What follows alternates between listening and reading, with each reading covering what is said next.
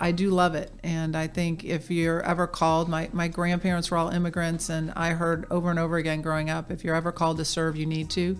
It's something that we should be proud of to be Americans. We might not be perfect, but we are the best game in town. And so always give back when you can. And I have loved every minute of serving the state.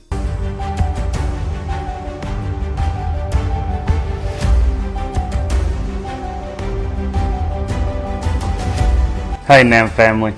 Recently, David had the opportunity to sit down with Lieutenant Governor of South Carolina, Pamela Evette. We have broken that down into a couple of segments. Here is the first one. We hope you enjoy it, and thanks for tuning in.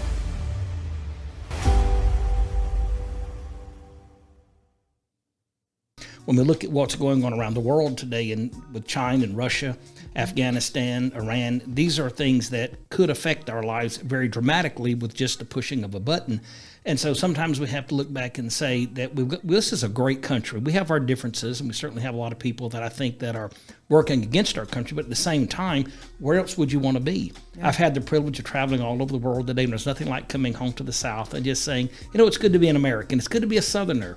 And so I'm just so glad to see you on the show today, and we appreciate all the good work that you and the governor's doing, and we're just glad to have you here today. Well, thank you. Something I'm really proud in that I'm taking a lead on with our Department of Workforce is encouraging parents to get their kids working.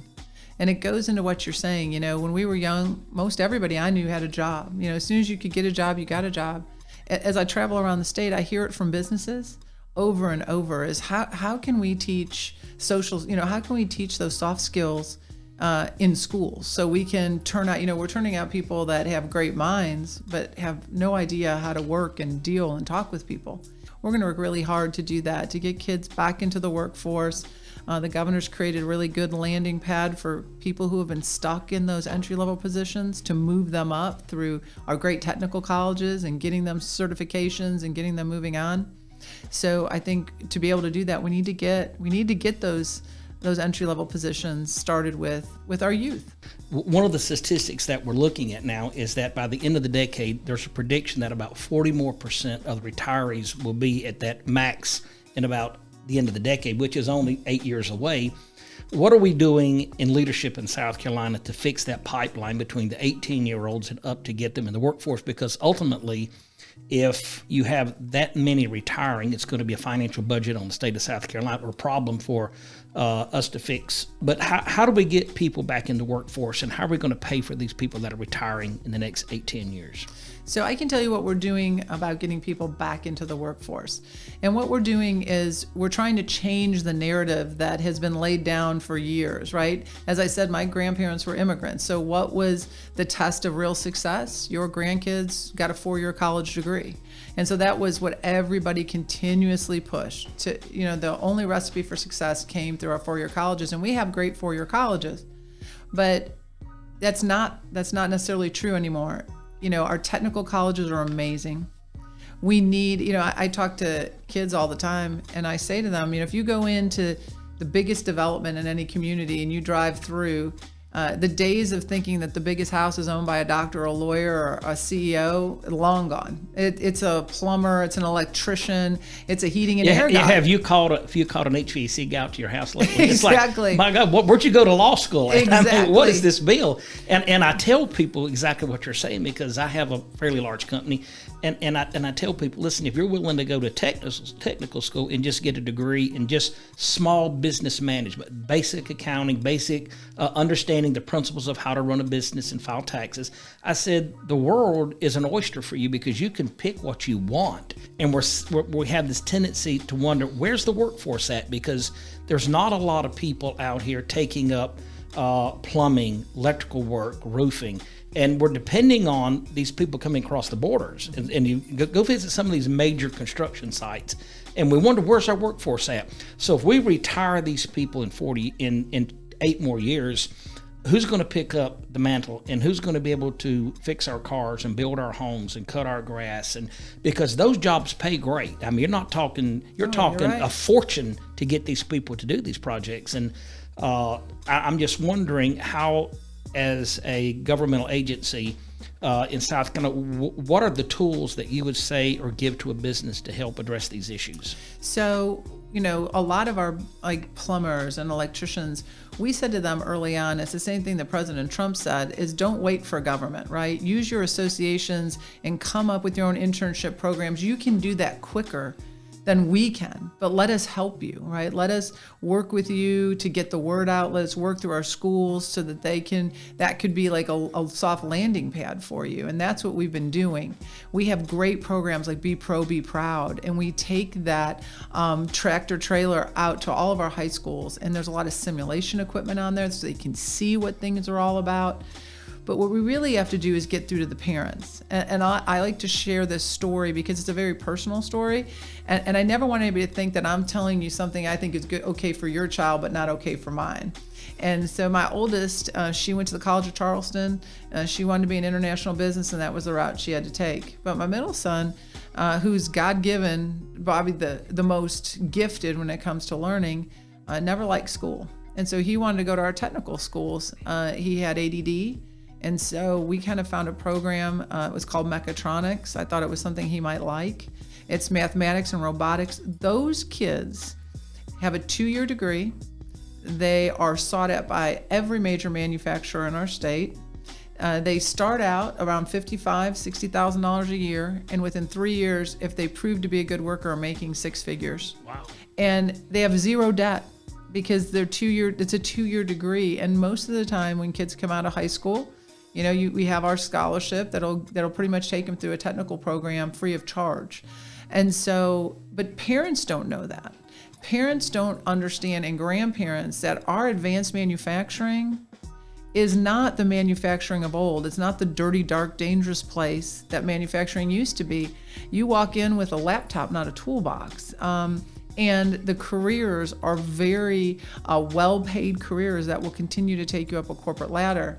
I think it's changing that. So when I am talking, no matter where, I talk about that because when I told friends that my son, that Joey was not going to go to, he was going to go to Greenville Tech, I got this look of, oh, I'm so sorry. Did he not get into Clemson? But isn't it is it going to turn over? But isn't it like a culture problem? Because, most of the time when you raise your children, you think, I want to send my kids to an Ivy League school so they can be a doctor or a lawyer or some great successful person.